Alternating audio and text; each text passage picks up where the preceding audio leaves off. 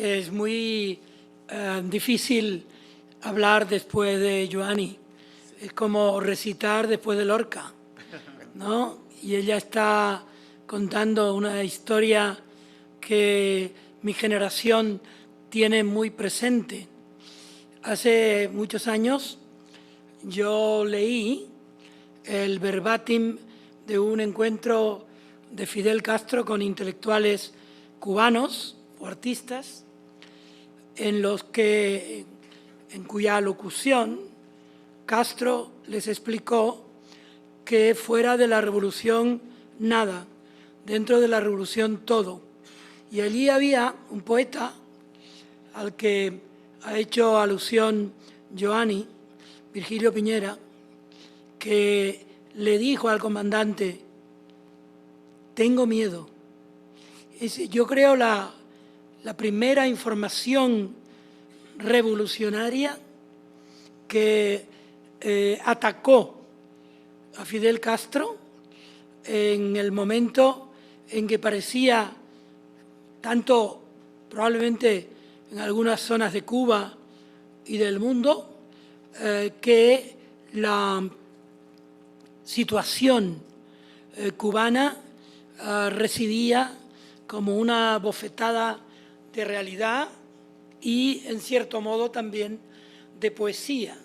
Porque para que un hombre diga, un hombre, una mujer, un ser humano, un intelectual, un poeta, un obrero, cualquiera, diga tengo miedo, tiene que pasar una enfermedad o un cataclismo moral o de cualquier tipo. Esa frase, tengo miedo, yo la leí casi contemporáneamente a uno de los textos que, debo decirlo con dolor, más penosos de la literatura de Julio Cortázar. Cuando Cortázar en Nicaragua,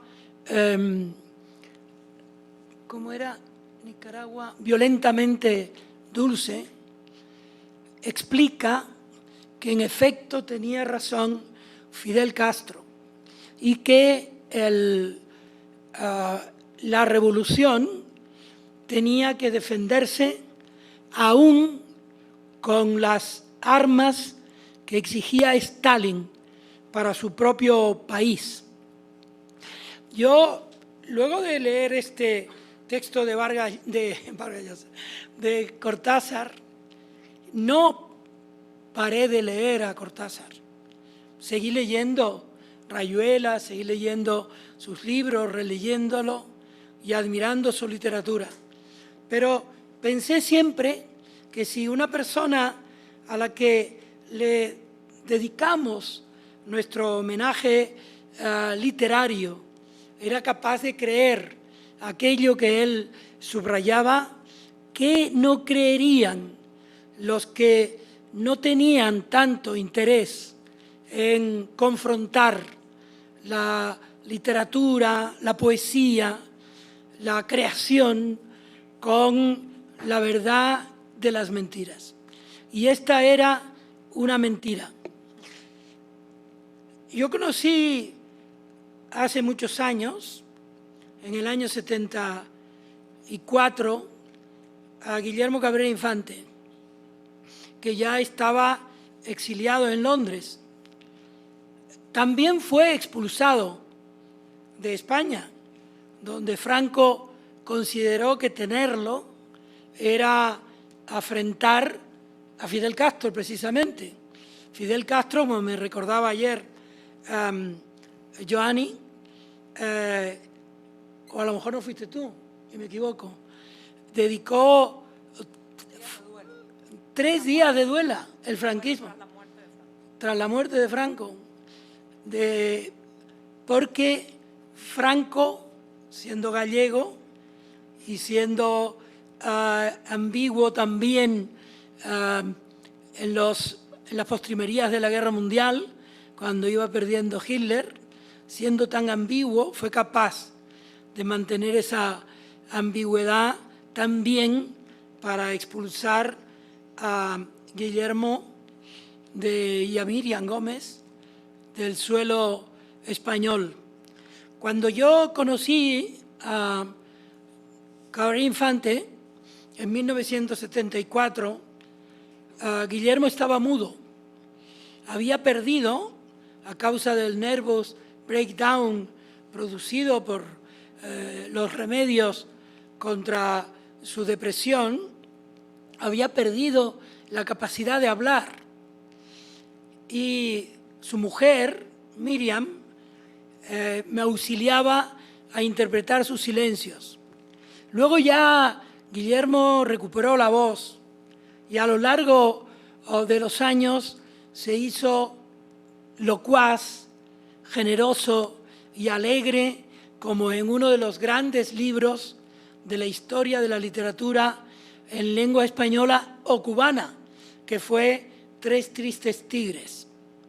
Hace poco, en Princeton, Nueva York, fui a visitar a Sergio Ramírez, que fue revolucionario, que ayudó con otros compañeros a acabar con la dictadura de Somoza.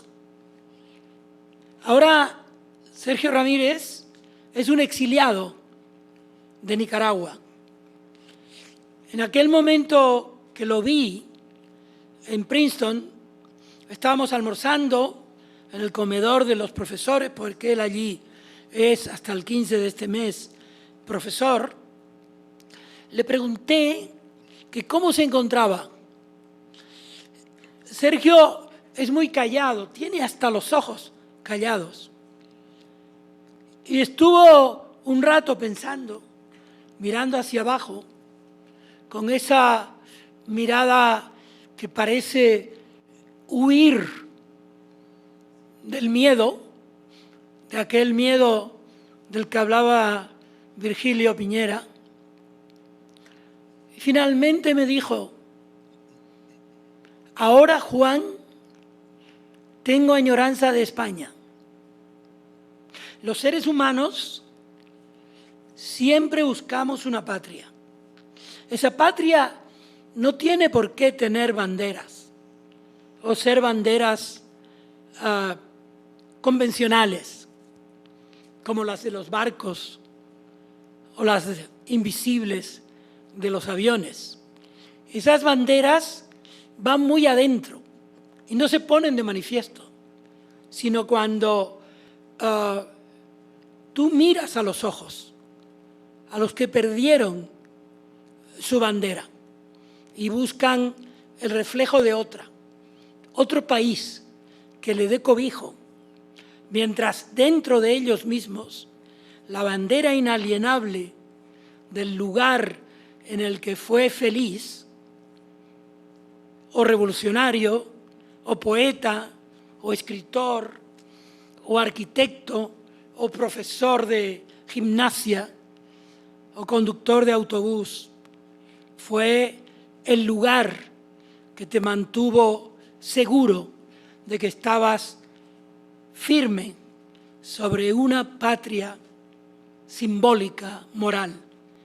Y yo creo que aquella mudez de Guillermo Cabrera Infante y la relativa mudez del autor de Adiós, muchachos, se parecen, como si el tiempo en América Latina y lamentablemente en todo el mundo fuera de plástico, como si el tiempo se rompiera y cayera sobre la ambición y el entusiasmo para convertir en triste hasta el recuerdo.